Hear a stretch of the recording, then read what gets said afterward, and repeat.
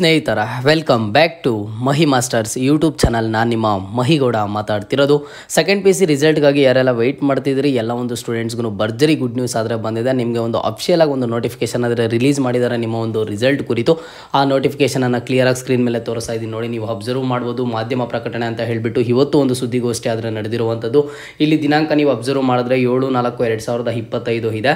March 2025 ದ್ವಿತೀಯ PUC ಪರೀಕ್ಷೆ ಒಂದನ್ನು ದಿನಾಂಕ 1/3/2025 23/2025 ನಡೆಸಲಾಯಿತು.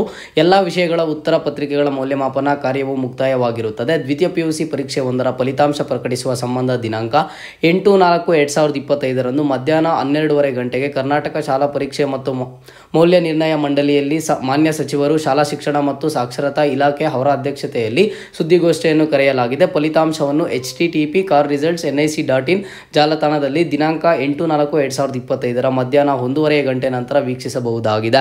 ಈಗ ಥಿಯರಿ ಎಕ್ಸಾಮ್ 1ಗೆ ಯಾರೆಲ್ಲ ಅಟೆಂಡ್ ಆಗಿದ್ರಿ, ಯಾರೆಲ್ಲ ರಿಸಲ್ಟ್ಗೆ ವೆಯ್ಟ್ ಮಾಡ್ತಿದ್ರಿ, ಇಂತಹ ಸ್ಟೂಡೆಂಟ್ಸ್ಗೆ ಬಂದು ನಿಮಗೆ ರಿಸಲ್ಟ್ ಬಂದುಬಿಟ್ಟು ನಾಳೆ ಮಧ್ಯಾಹ್ನ 1:30 ಮೇಲೆ ಆದರೆ ಸಿಗುತ್ತೆ. 1:30 ಅಂತ ಅಂದರೆ ಅಪ್ರಾಕ್ಸಿಮೇಟ್ಲಿ ನಿಮ್ಗೆ ಒಂದು 2 ಗಂಟೆ ಆ ರೇಂಜಿಗೆ ಆದರೆ ಸಿಗುತ್ತೆ. ಮೊದಲಿಗೆ ಒಂದು ಸುದ್ದಿಗೋಷ್ಠಿಯನ್ನು ಮಾಡ್ತಾರೆ. ಅಂದರೆ ಕರ್ನಾಟಕದಲ್ಲಿ ಟಾಪರ್ಸ್ ಯಾರು ಬಂದಿದ್ದಾರೆ, ಹೈಯೆಸ್ಟ್ ಸ್ಕೋರ್ ಯಾರು ಸ್ಕೋರ್ ಮಾಡಿದ್ದಾರೆ ಅಂತ ಹೇಳಿಬಿಟ್ಟು ಮೊದಲಿಗೆ ಒಂದು ಪ್ರೆಸ್ ಚಾನಲ್ಸ್ ಮೂಲಕ ಒಂದು ಸುದ್ದಿಗೋಷ್ಠಿ ಆದರೆ ಮಾಡ್ತಾರೆ. ಅದಾದಮೇಲೆ ನೆಕ್ಸ್ಟ್ ನಿಮಗೆ ಒಂದು ವೆಬ್ಸೈಟಲ್ಲಾದರೆ ಸಿಗುವಂಥದ್ದು. ವೆಬ್ಸೈಟನ್ನು ಸಹ ಕ್ಲಿಯರ್ ಆಗಾದರೆ ತಿಳಿಸ್ಕೊಟ್ಟಿದ್ದಾರೆ. ಇಲ್ಲಿ ನೀವು ವೆಬ್ಸೈಟನ್ನು ಅಬ್ಸರ್ವ್ ಮಾಡ್ಬೋದು. ನಿಮಗೆ ನೋಡಿ, ನಾನು ಈಗಾಗಲೇ ರೀಸೆಂಟ್ ವಿಡಿಯೋ ಮಾಡಿದಾಗ ತಿಳಿಸ್ಕೊಟ್ಟಿದೆ ಯಾವ ರೀತಿ ರಿಸಲ್ಟ್ ಚೆಕ್ ಮಾಡೋದು ಅಂತ ಹೇಳಿಬಿಟ್ಟು. ನೀವು ಗೂಗಲ್ಗೆ ಹೋಗಿ ಕರ್ನಾಟಕ ಎಕ್ಸಾಮಿನೇಷನ್ ರಿಸಲ್ಟ್ಸ್ ಅಂತ ಸರ್ಚ್ ಮಾಡಿದ್ರೆ ಅಲ್ಲಿ ನಿಮಗೆ ಒಂದು ವೆಬ್ಸೈಟ್ ಆದರೆ ಅಪ್ಡೇಟ್ ಆಗುತ್ತೆ. ನಾಳೆ ಜಸ್ಟ್ ನಿಮ್ಮ ಒಂದು register number date of birth ಕೊಟ್ಟರೆ ನಿಮ್ಮ ಒಂದು ರಿಸಲ್ಟ್ ಆದರೆ ನಿಮಗೆ ಸಿಗುತ್ತೆ. ಅಥವಾ ನಿಮ್ಮ ರೆಸ್ಪೆಕ್ಟಿವ್ PU ಕಾಲೇಜಸಲ್ಲಿ ಹೋಗಿ ರಿಸಲ್ಟನ್ನು ಪಡ್ಕೋತೀರಾ ಅಂತಂದರೆ ಅಲ್ಲಿನೂ ಸಹ ಸಿಗುತ್ತೆ. ಇದು ಅಫಿಷಿಯಲ್ ಆಗಿ ಬಂದಿರುವಂಥ ನೋಟಿಫಿಕೇಶನ್, ಯಾವುದೇ ಥರದ ಸುಳ್ಳು ಇನ್ಫಾರ್ಮೇಷನ್ ಅಲ್ಲ. ಈಗ ನಿಮಗೆ ರೀಸೆಂಟಾಗಿ ಮೊನ್ನೆ ಒಂದು 5ನೇ ತಾರೀಕೇನೋ ರಿಸಲ್ಟ್ ಬರುತ್ತೆ ಅಂತ ಹೇಳ್ಬಿಟ್ಟು ಎಲ್ಲ ಕಡೆ ವೈರಲ್ ಆಗಿತ್ತು, ಅದು ಸುಳ್ಳು. ಬಟ್ ಇವಾಗ ಬಂದಿರುವಂಥದ್ದು ಒಂದು ಅಫಿಷಿಯಲ್ ಇನ್ಫಾರ್ಮೇಷನ್ ಸುದ್ದಿಗೋಷ್ಠಿ ಮೂಲಕ ಈಗ ಮಾಧ್ಯಮ ಪ್ರಕಟಣೆ ಆಗಿರುವಂಥದ್ದು. ಸೊ ನಾಳೆ ನಿಮಗೆ ಮಧ್ಯಾಹ್ನ 1:30 ಆದಮೇಲೆ ನಿಮ್ಮ ಒಂದು ರಿಸಲ್ಟ್ ಆದರೆ ಸಿಗುತ್ತೆ. ಸ್ಟೂಡೆಂಟ್ಸಲ್ಲಿ ಮಾಡೋದು ಒಂದೇ ರಿಕ್ವೆಸ್ಟೇ, ಯಾರನ್ನು ಭಯಪಡೋದಕ್ಕೆ ಹೋಗಬೇಡಿ.